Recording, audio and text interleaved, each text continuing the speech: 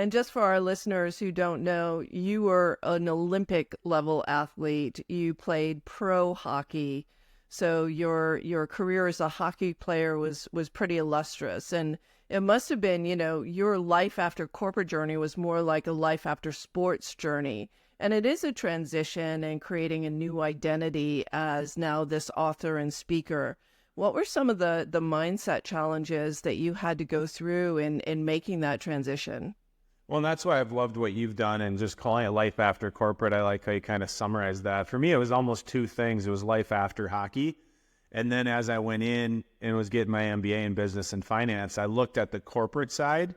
Do I want to go into that realm, or do I want to be, quote unquote, an entrepreneur and kind of do my own thing? And I kind of intersected both ways, right? Because sometimes the corporate side, you can have more, quote unquote, security or direction. But for me, I think the biggest thing is where I thrived was challenges, right? Being, hey, here's a goal, here's a vision. How do you get there? But as I got out of hockey, it wasn't just the physical aspect, as that's the number one thing, obviously, in pro sports. And then number two is the mental side, and everything else kind of fit in. So for me, I look back, and that's how the book came about. It was more, what did I do when I played hockey to have success? And it was kind of an aha moment. It's kind of common sense, right? It's like anything. If we all look back, say our life is a story, and we look at those chapters where we had success, it's usually a lot of the same stuff, right? It's going from a fixed to a growth mindset. It's having a disciplined routine. It's being able to go into an aspect of living intentionally, and it's being able to level up into that process of where we're at. Yeah. And I just find athletes to be such extraordinary entrepreneurs because of that discipline and mostly about how you've learned to master your inner game. So let's talk about people who don't have such a, or don't think they have such an illustrious background to share. How do you start thinking about writing your book? And what are the elements that make a book great? Yeah, and I think honestly, if you look at a lot of people who have written books or made an impact, they aren't, quote unquote famous or haven't done anything, special in that what society looks at. But I think it's more where your journey has taken you and what is that story, right? So some of the authors we work with could be in the fiction space, could be in the children's book, kind of those other markets. Whereas I feel like, probably more so in this audience, it's around the nonfiction, growing your business, growing your brand. And the biggest part we always talk about is we talk about more. So when you look at the word more, the first step is mind map. It's basically old school train of thought when we were in class and they talk about brainstorming. You have an idea or ideas and you're making kind of bubbles around each one of them. And then it's like a spider web into those different aspects. What comes to mind, right? So for me, the original title was Let's Make a Shift, because I was always shifting in my life, right? And it started to look at what aspects of my life was I shifting in, and then was able to put those into different categories.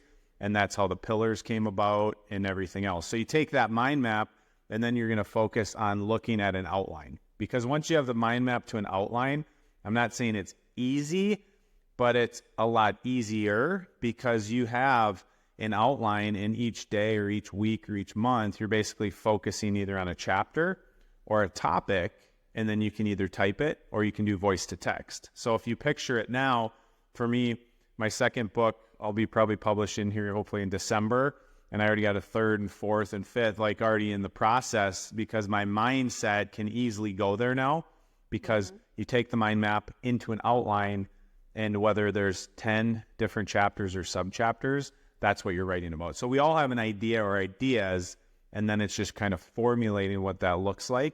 And we talk about either A, what's the fastest one you can get written, what's the one you have the most passion about, because you are going to get stuck, you are going to hit obstacles and barriers, and you want to have the passion to overcome that.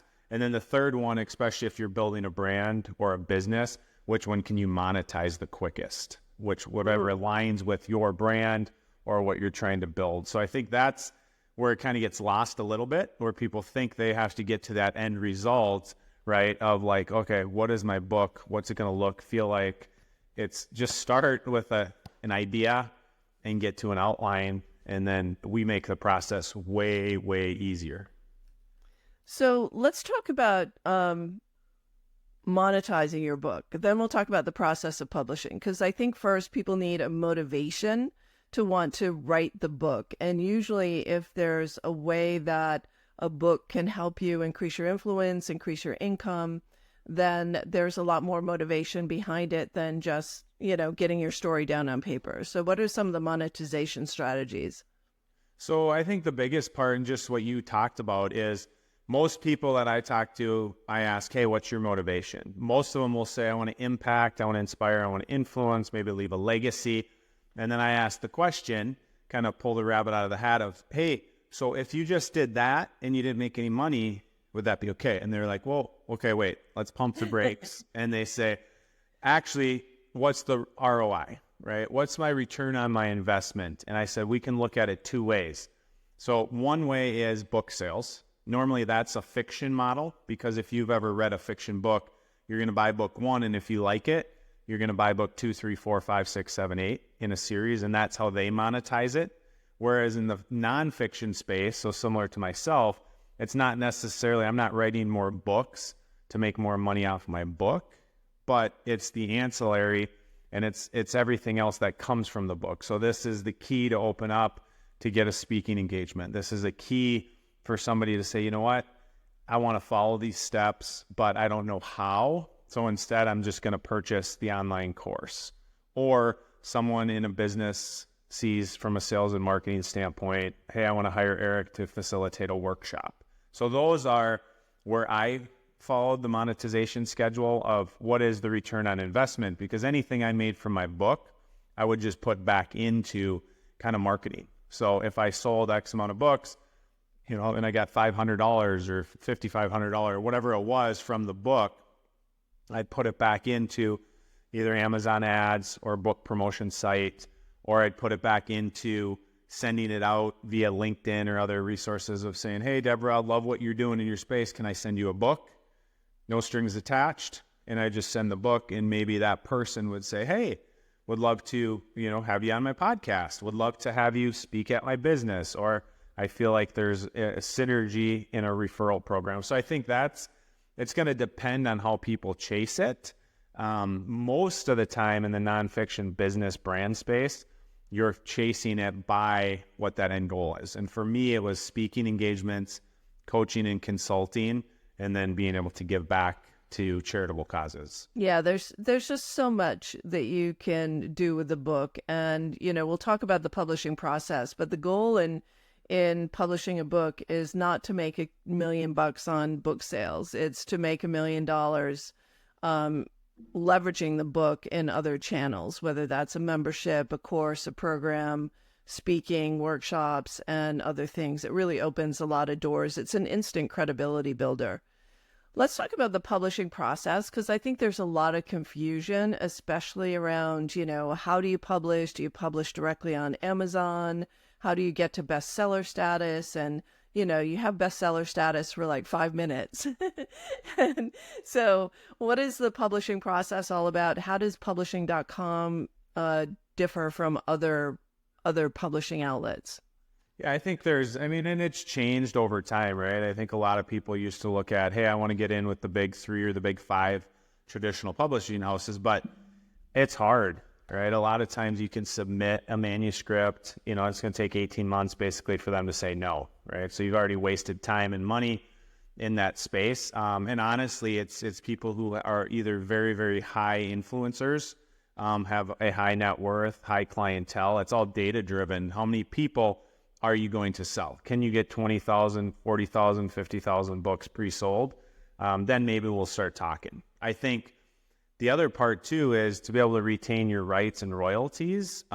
People want that now more than ever, whereas before people didn't know they could do that. So I think you have the traditional and then the hybrid. The hybrid, I basically say it's basically self-publishing, but they're keeping your rights and royalties and you're paying more for less.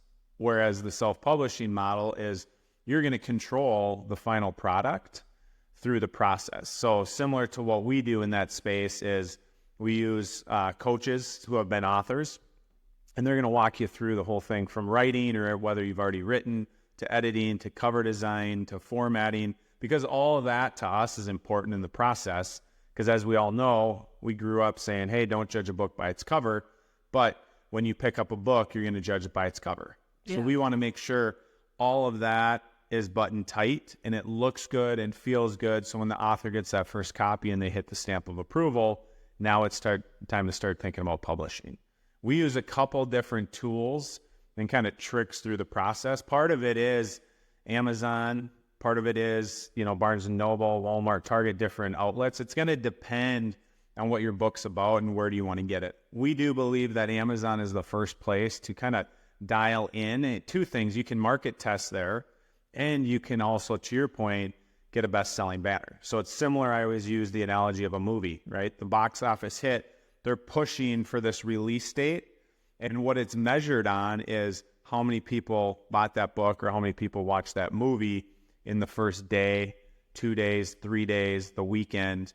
And then once you get that, it's more capturing an asset. It's more capturing that screenshot saying, hey, I was a best-selling author.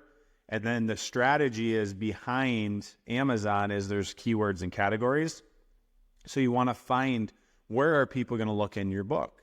So for me, I'm not going to put my book in children's books or fiction books or certain nonfiction space that I don't really apply, right? I'm not going to have my book in a marriage counseling category because that's not what it's about. So you have to find what categories and keywords you're in.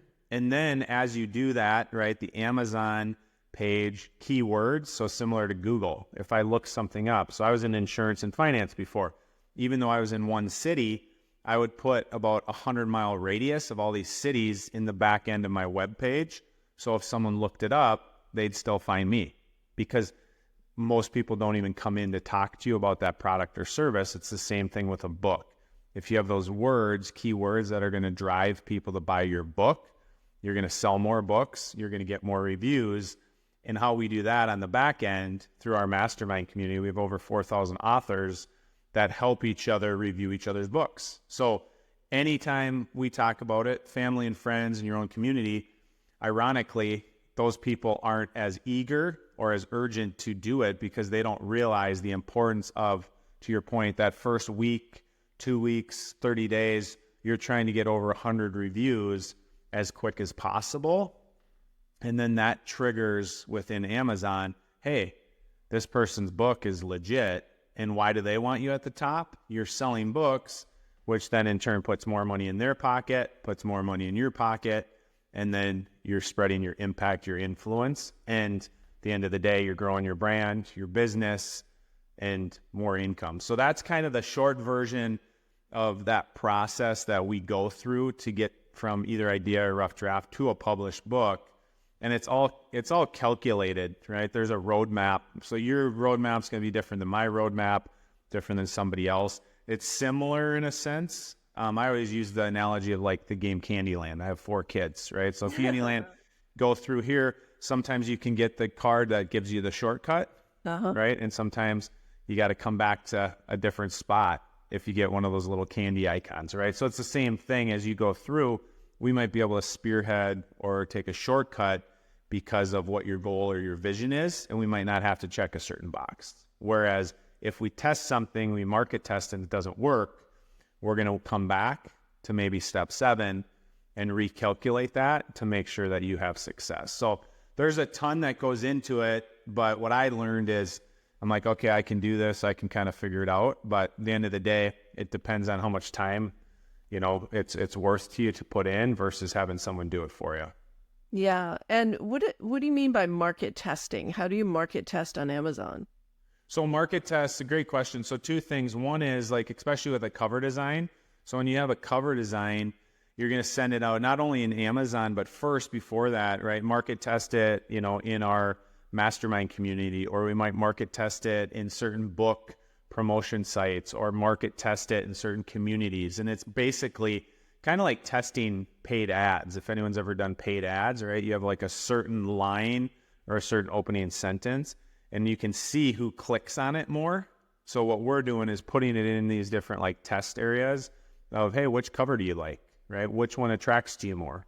And I think that's what we try to do is figure out, what works. At the end of the day, you pick what that cover is, you pick what the description is, but we want to test it to a certain extent and say, hey, this one's getting more traction.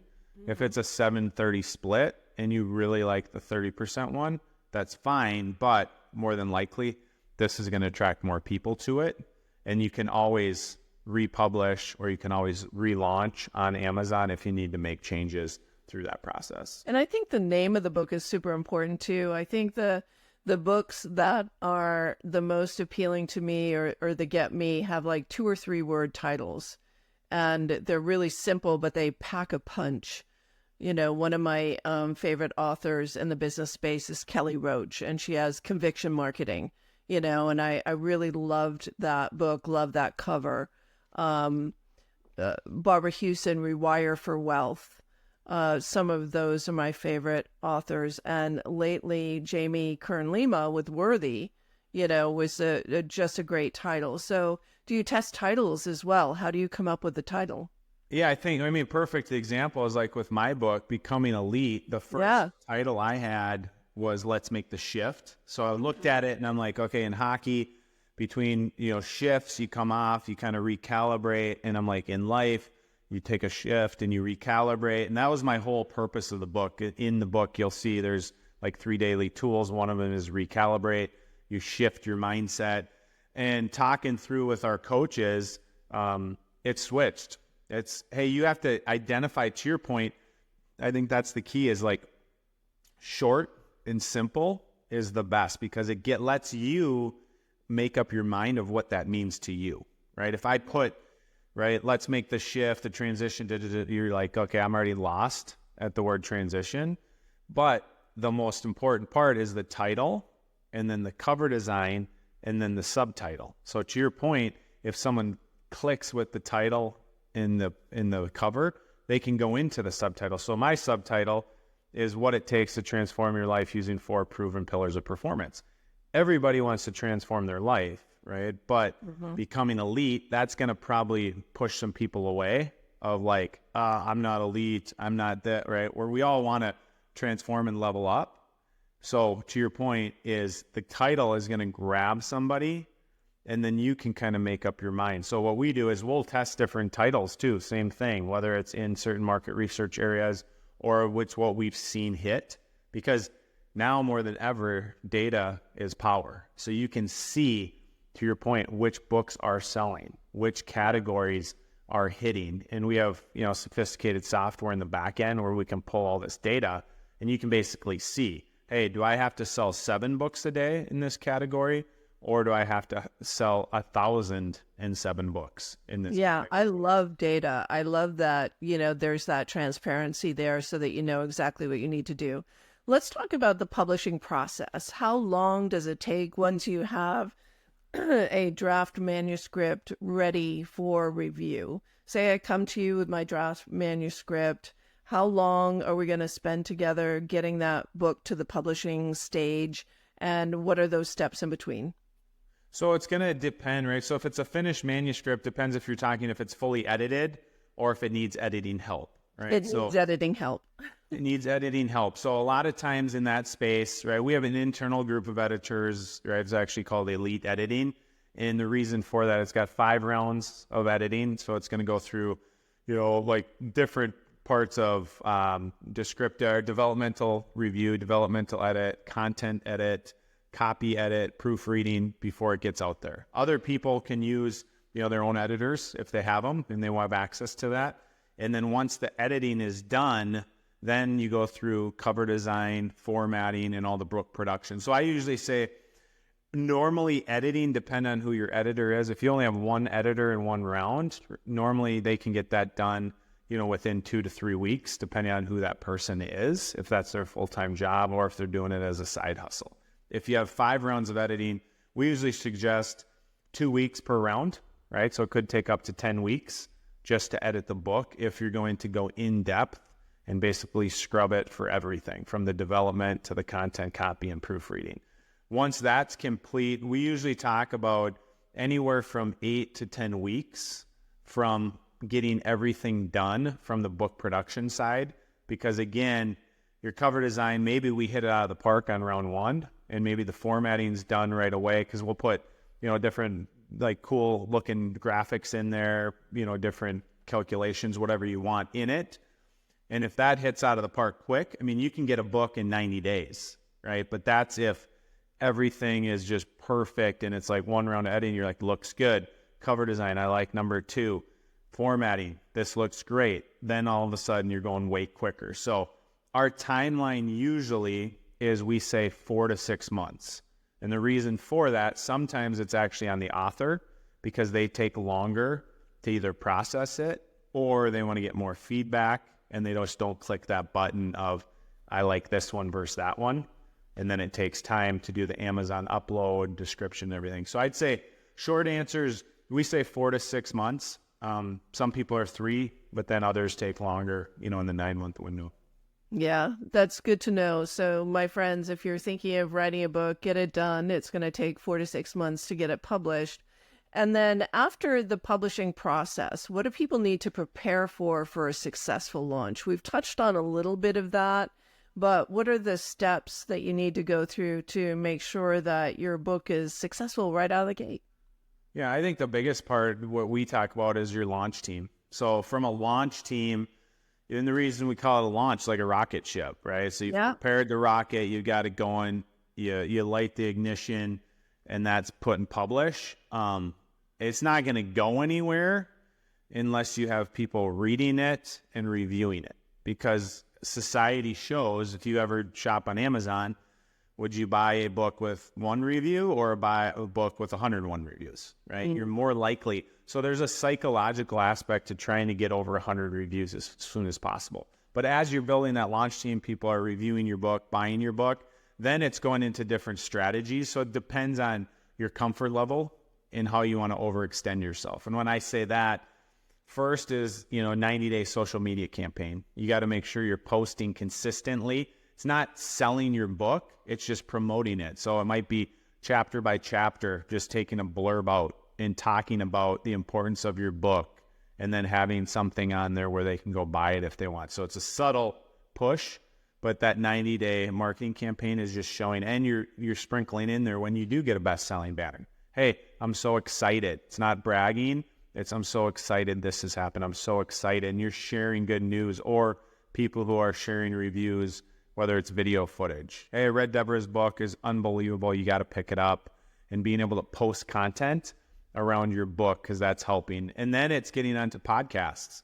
It's trying to get into different circles, because a podcast like this, right, it's one to many. So whether 5 people watch it, 500 or 5,000, a lot of times you're talking about your book. You're putting your book up in the air like this. So if people think about it, they're going to Google it and maybe buy it.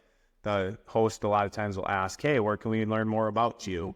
And so forth. And then there's book promotion sites. So those are going to get sprinkled in. The short version of a book promo site is you basically are paying a promotion site that has a laundry list of like hundreds of thousands of people who look for books in your space. So could be 100,000 users, could be 1 million users in these different sites, and you push it out, it's at a discounted price. So you're not going to make any money off of the sale really, but you're driving them back to buy the book and leave you a review, because that's where marketing 101 happens. The more reviews you have, the higher up it's going to go. So those are some of like the easy tools. And then there's a ton of other stuff, whether people want to use their own network, whether people want to continue to use different social media platforms, whether people are trying to get on the stages, trying to get a TEDx talk, different things. So we have a ton of tools and resources that kind of have a roadmap and walk people through it. And we'll either do some of it for you,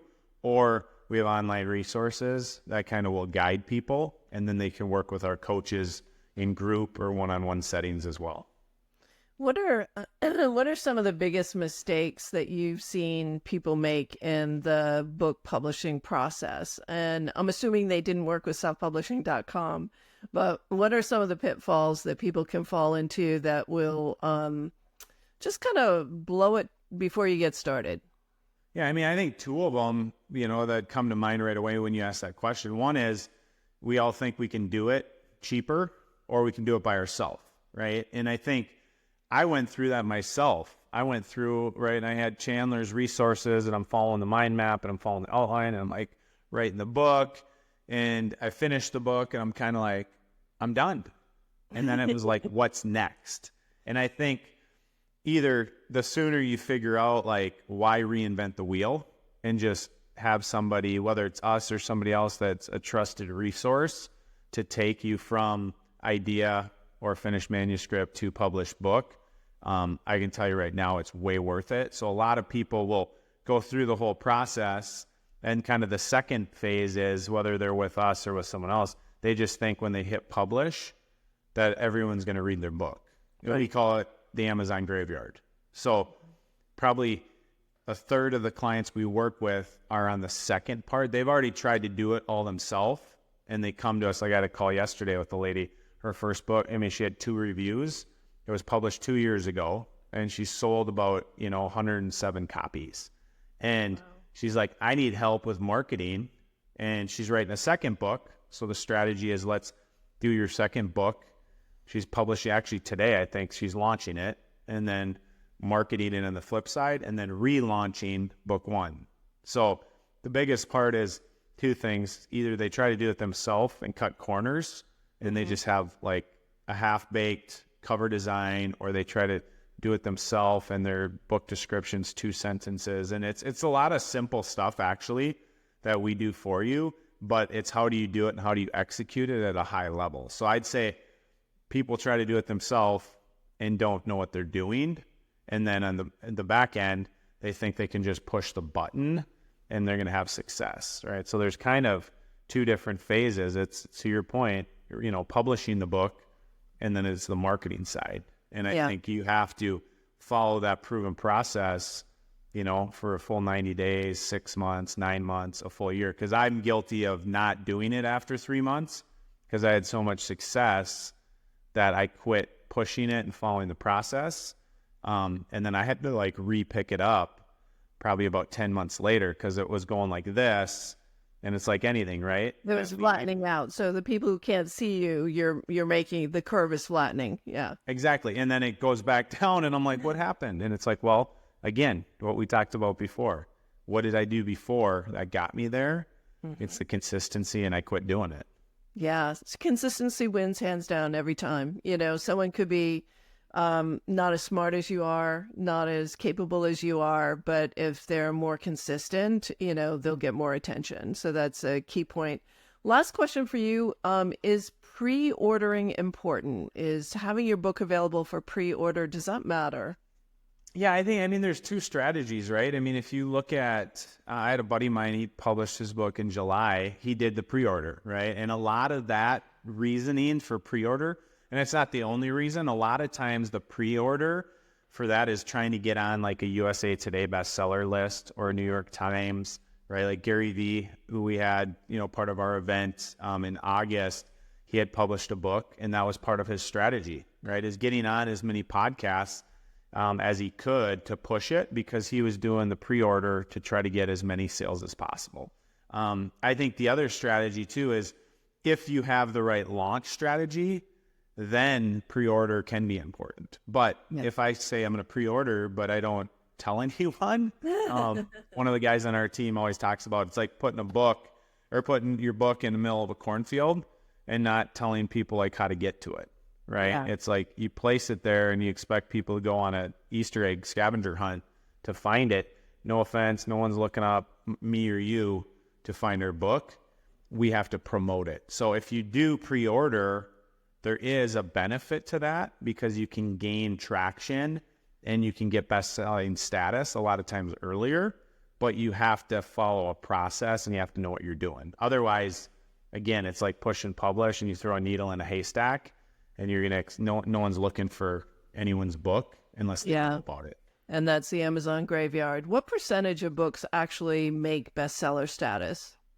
Do you have any idea? Yeah, I mean, the stat a lot of times it's like 82% of people think of writing a book, 2% write one, and 1% actually have success. So, I mean, if you use that, I don't want to say 50% do, because that's not true. Mm-hmm. But when you look at, if you do it the right way, within our clientele, I mean, I'd say, probably 85% have a chance to become bestseller. And the reason they don't honestly, it's because they quit following that process, right? Because that's what we have, you know, in our system is, you know, best-selling guarantee in there when they follow our process. So it's consistency, and it's making sure you're allowing us to make some of those changes, because no offense, we don't want to work with you, you know, for 9 months trying to solidify, figuring out like what's the keyword category. We want to try to get it done as soon as possible so you can have a success as soon as possible and achieve those long-term goals of building your brand, building your business, influence, impact, and obviously your income. So I'd say with our clients, you know, I mean, it's pretty close to the top because of the process that we use. Yeah. So, and I love that you frame this as a launch, because it is a launch. It's a product. It's like a product launch, and you need to treat it as such, and then have a launch campaign around it. So, Erik, you've shared a lot of wisdom with us today. Appreciate you for that. Your book is called Becoming Elite, and I love alliteration. The performance pillars really spoke to me as well. So I can't wait to grab the book. I should have read the book before I had you on the show, but embarrassingly, I did not. So we'll do that. And how can people get in touch with you if they want to talk about getting their book published? Yeah. The easiest way is just emailing me at erikwestrom.com. So erikwestrom.com, or visiting the website erikwestrom.com. There's resources on there to connect with me, but I always tell people the easiest way is just scheduling a time for a discovery call, right? Similar to like when we met and then we talked about the process, is just saying, hey, what's your idea? Your ideas, where are you in the process, and how can we help? And if we can't help you, like, I'll give you tools and resources, because that's the biggest thing we try to do, is try to help others impact, inspire, and influence. So again, Erik, ERIK at erikwestrom.com. So as long as you spell my name correctly, you can Google me, you'll find hockey stuff, and then you'll know how to spell my name. And yes, we'll put that link in show notes. Westrom is Westrum. Thank you so much, Erik. It was a pleasure having you on the show. Thank you again. That's it for now, my friends. Go write your book and give Erik a call. Talk about the publishing process. Increase your influence, impact, and income through publishing your bestseller. We'll see you next time on Life After Corporate.